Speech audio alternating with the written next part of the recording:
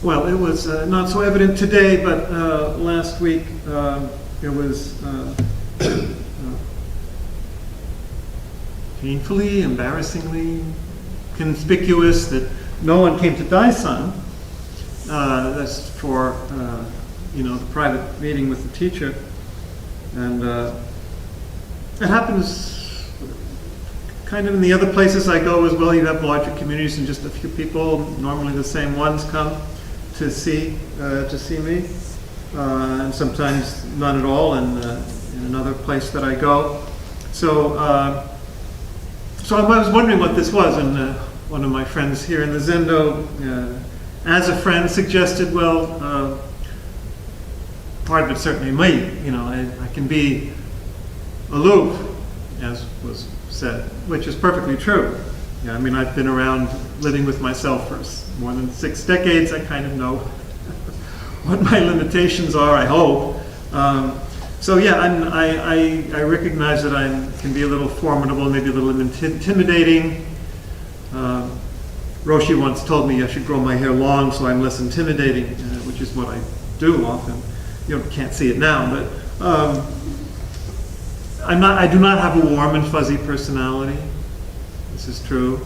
I do not have this, hearty, encouraging manner, that someone who's like a woman selling horses in Kentucky might have. Yes, I fully accept that part of it is my own limitation, and maybe if you can help me with that, if there's something I can do better, you can let me know. But it is a good opportunity, I think, to talk a little bit more about Daisan, especially because there actually isn't a lot written about it. As I was going through the books, one of the foundational books for Zen in America, as you probably know, and I hope you probably hope to have this at home, The 3 Pillars of Zen by Philip Kapleau Roshi, the founder of the Rochester Zen Center. It originally came out in 1960 and 65 rather, and has been republished a number of times. And they're only it's a large book. I mean, it's 400 pages, and there are only a few pages about Daisan. I had dinner the other night with Roshi Kennedy, and I asked him in preparation for this talk. I mean, he teaches Japanese. He studied there. I mean, what does Daisan actually mean? And he really didn't have a clear answer, somewhat to my surprise. But first of all, Dokusan is what it's usually called. Dokusan means the meeting with the Roshi.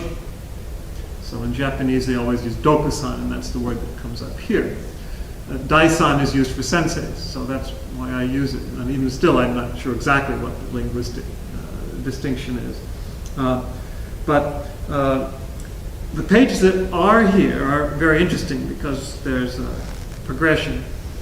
Philip Kapleau studied with Yasutani Roshi, who was one of the great masters of the 20th century in Japan, and he was the one who opened himself, to instruct Philip and others, in the West. He lived in Japan, but he'd come here, and they would study also in Japan.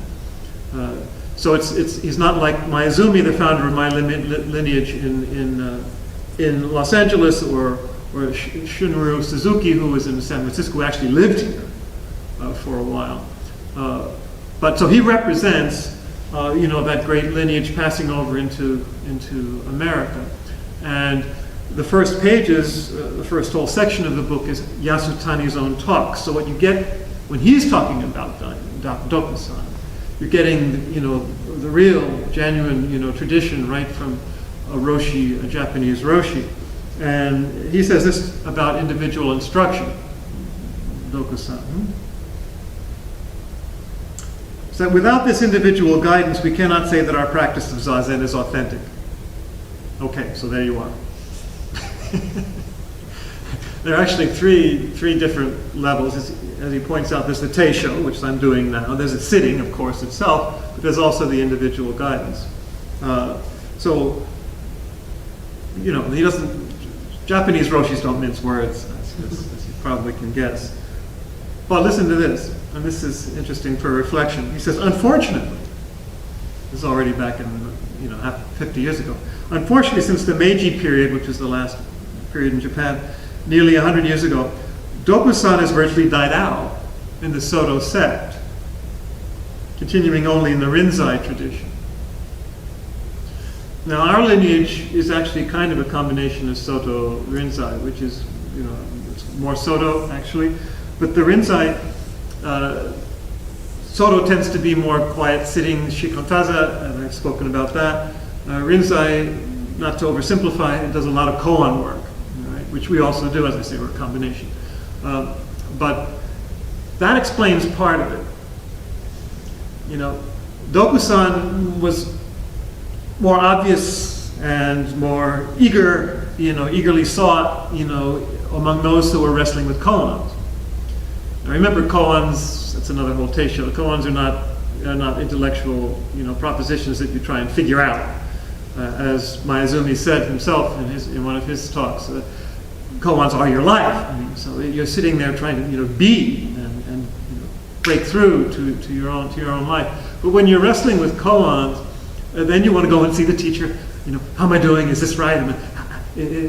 Try and share the insight or the enlightenment or the lack of it or the struggle with the teacher. And on Sesshin, as Yasutani points out, you would have Daisan, Dokusan, offered 3 times a day for everyone on a first come, first served basis, as we do here. Early morning, early mid-afternoon, and then early evening. And there'd be a bell. The head monk would ring the bells for the Dokusan, and people would fly to get in line, which isn't exactly happening here. But they would race up because this was, and often in the middle of Sesshin, when you were really intensely struggling with these issues, a lot would be happening interiorly, and so you'd want to go and get online. So in a Sesshin context, where we offered, for example, that more people would be signing up, on Sesshin, and in the Rinzai tradition, you can understand there'd be more of a race for that. On Sesshin, for example, if there are more than one teacher present, as there often are nowadays, you have sign-up sheets, and it would begin to be offered only after a day or two of sitting. You wouldn't start right away. Roshi would encourage people to sign up on different days or from more than one teacher, just to get a sense of the teacher, to get a little bit of the insight of the perspective of that particular teacher, whom they might not see otherwise. So that's kind of a special perspective on it. Visiting a teacher whom you would normally not see throughout the year. Nonetheless, he says very well that it's to form a karmic bond, with the teacher. So that's a good way of saying it. You've got a relationship, of student-teacher, and an ongoing thing, and you kind of form a bond. That's why I like Roshi Kennedy compared it less to confession, which can sometimes seem like, especially downstairs, we're actually having the confessional, having the confessional downstairs. He calls it more communion than confession. So it's a bond, a communion, a communing with the teacher. And so, as Yasutani says, you don't bring conceptual issues. If someone comes in and starts talking about, what does no self mean in Buddhism, they just throw them out. It's not to discuss conceptually, and it's not, as he says, to bring up personal issues, although that has happened, unless it's, and after all, personal issues are connected to practice, and so there is often a connection, so that's fine. But it isn't just kind of I'm really having trouble with my my landlord. No, it's not the time or the place for that. So it's, as he says, whatever comes out of the practice, from your practice now, and it's to share that. It doesn't have to be a question. It might be. But it's not, I have to have a question, or I have to have something overwhelming or impressive to say. Oh, please. No, what's coming out of your practice that you want to share to form a bond with the teacher. That's really a good way of looking at it. What do you want to share from your practice that will help create an understanding or a bond with the teacher? And maybe the teacher hopefully will have some reaction or reflection that can enhance that for you, or bring some help to you in the practice. And we don't do a lot of ritual. He goes in a lot into the privacy of the Dokusan, and then your dress and all this stuff. You can imagine how formal it was with an elder, Japanese roshi, and the series of prostrations. Oh my God! You think you're in the potentate's, Far Eastern potentate's house. You come in, you prostrate like this, and then you come forward, prostrate like this. Well, no. Yes, you have a reverence for your teacher, but it's a lot of that is Japanese, and a lot of it's a previous generation. Roshi Kennedy has a beautiful custom at Morningstar, in his own Zendo in Jersey City. The Daisan is in a separate room, and when the person comes in for Daisan, they both, next to each other, prostrate to the Buddha. They do it right next to each other. And that's a beautiful idea, where it's not that there's a hierarchy, so much as that you're both in the service of the Buddha. You're both in the service of the truth, of enlightenment, and you're both prostrating to the ideal that you're both pursuing together. And that's that bond. So that's much more American egalitarian, but equally valid, I think, if not more valid. At least don't want to judge, but compare. But it is a beautiful way to do it, and I think it is very contemporary and very inspiring to do that. But in most places we don't have any kind of vows. We just prostrations anyway. We just have the gasho to each other that's what we do here and elsewhere. So he does have those reflections. And this is what he also says to impel a little bit of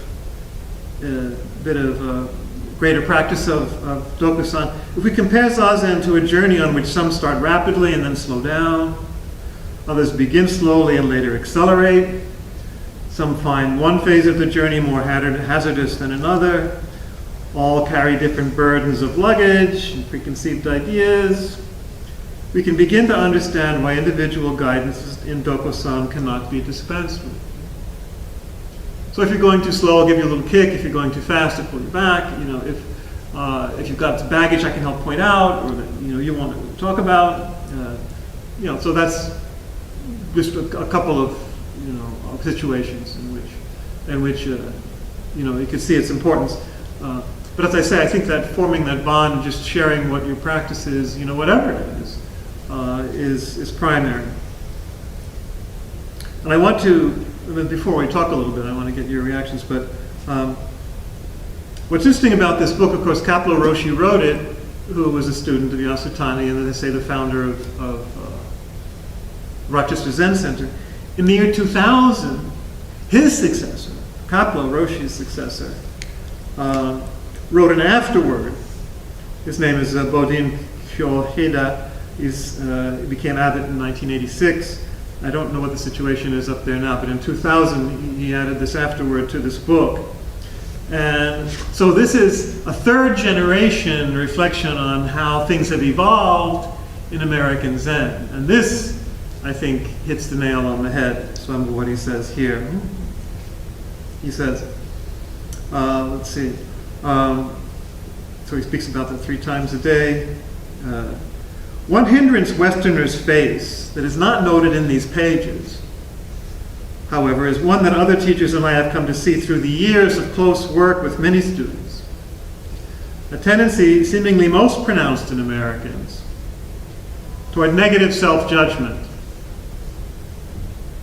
No one's going to disagree with that, right?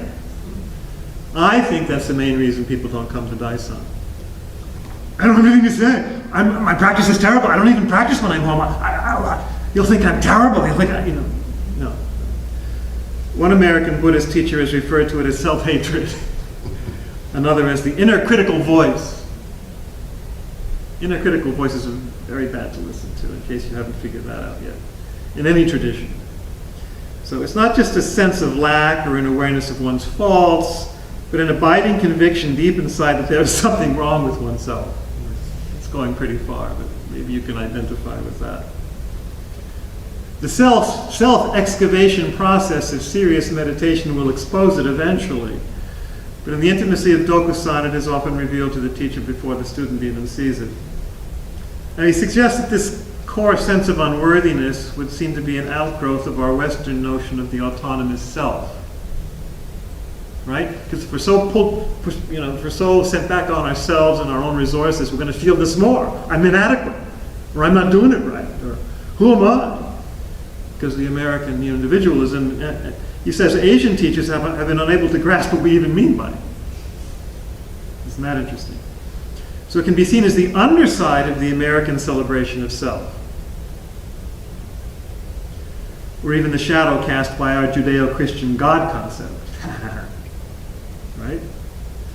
Sinful me, miserable me, unworthy me, It may be masked by grandiosity or self-confidence, but peel away enough layers, and more often than not, there it is. Then he gets Buddhist on us. Like all concepts, the Western negative self-image has no substance. And that's no abiding reality. Now that's very liberating, right? Wow, since I don't have, after all, myself that's not real. My ego, separate sense of self, keep being told in Zen. So I'm so free, I don't have to worry about it. If only we could. But when we don't succeed in Zen as quickly as we'd like to, or as others we know may have, this failure, quotes, reinforces the illusion of the fatally flawed self. I'm not doing it right, or I'm, who's saying that? And who's making the judgment?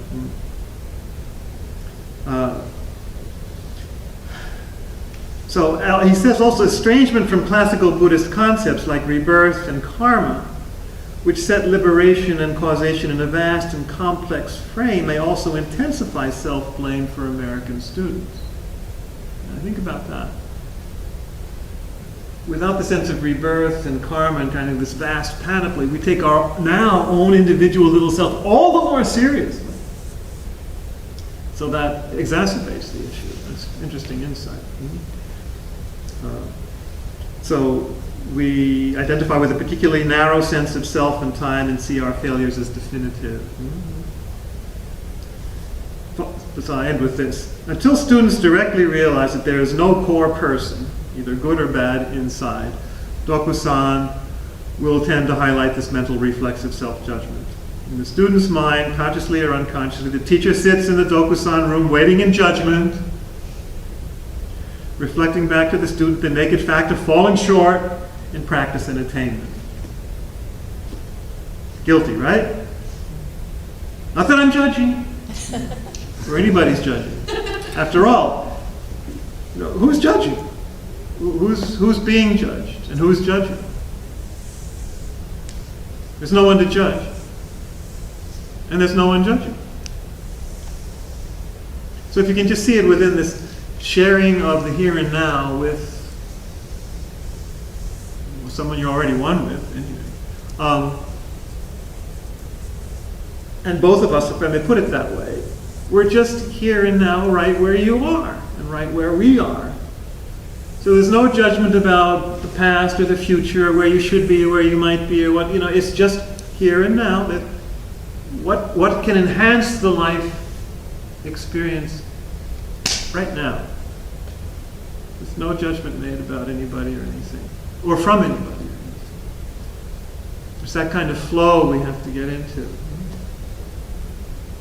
Then maybe my personality or your personality won't matter so much if we can reach that level of exchange and common life, or communion, in the experience. So that's my pep talk. Any reactions, or well, I'll see your reaction next week, or not. Next week will be a lie. Or any comments or questions about it? Yes. I've always found you to be very welcoming. I've got to say. Well, I'm pleased with that. I'm pleased to know that I can be welcoming. Try to be, yes. Thank you. Yes, Carolyn. I found that very helpful because I'm somebody that's been here for a while, Yes. for a while, and I've never come to talk to you. And I've noticed. yes, rather. And I know that there's a pull to, but not knowing what goes on in that room, Right. kind of thing. And so the Yeah. last part of not knowing, I wouldn't have thought of it necessarily as the judgment, but clearly that's part of it. But I wanted to, but I don't know what held me back. Yeah, in a sense, that's my fault too. I should have talked about this a long time ago. So I'm glad we get the opportunity to bring it up. If it is one of the foundation practices of Zen, we should talk about it as part of the teaching. Yes. I think sometimes people do think that they have to have some profound question. Usually, if I meet with someone, it's just because someone in a voice tells me to do it. Yeah. Like Follow that instinct. Yeah. When I went before, I asked you a question, and then you said something, and a whole bunch of stuff came up that was actually very helpful. Had nothing to do with the question directly. So you just never know. How it's going to work out. Yes. Last night when I was doing my Center and Prayer group, we had a very large group, and there were two people that we had for the first time. One had been not doing Christian meditation, but Shambhala meditation. Another one Zen. But we had a little discussion sometimes in the group, so we all talked. And I had offered them different ways to meditate on the breath, or a mantra, etc., or holy word. And so they tried the holy word, and I said, you keep your own practice. And they had like this revelation that for the first time, thoughts went away. And they had been sitting wherever they practiced for a long time, being tortured by thoughts, because they never went to tell the teacher, or they never spoke about it. So sometimes like a very little simple thing. So I said, well, at different points in your stage or different times, you need different things. And for now, if you need a tool to focus and concentrate, fine. And then you could also use the breath. But it's just that it was like a big revelation to them, but they just never said it to anyone. Right. They were sitting there just torturing themselves and not really having any peace. Well, if that's helpful. Yeah, and the teacher can't always, as Yasutani points out, the teacher can't share, an individual guidance with the whole group because it won't fit everybody. So some things can only really be shared within the one-on-one in a helpful way. I really appreciate what you said throughout, and for me it's very authentic of you to be talking about this, like first talking about your personality and things like that, and thank you for that.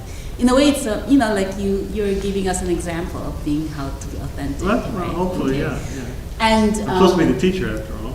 Exactly. And then the other thing too is when you touch about relationship, ultimately I think that's the bottom line of how, because I've reflected about this for other times that for the years that we've been sitting, and I keep wondering how can this practice stimulate or bring about compassion? Ultimately, right? That's what we're all about, and that's the goal. Not that we're goal oriented.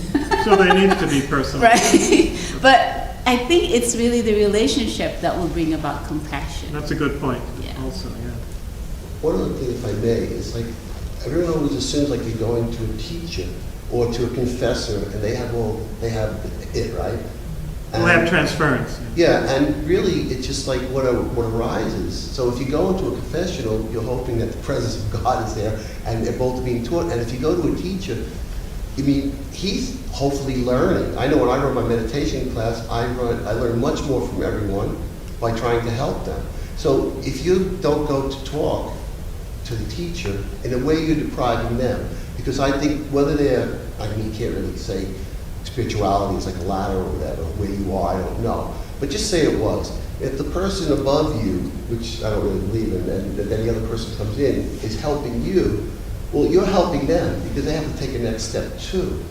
Well, in any case, it's an interaction. Yeah, so everybody's learning, just it doesn't matter what level, as long as it's truthful. So anyway. So let's get our vows set. Them into practice.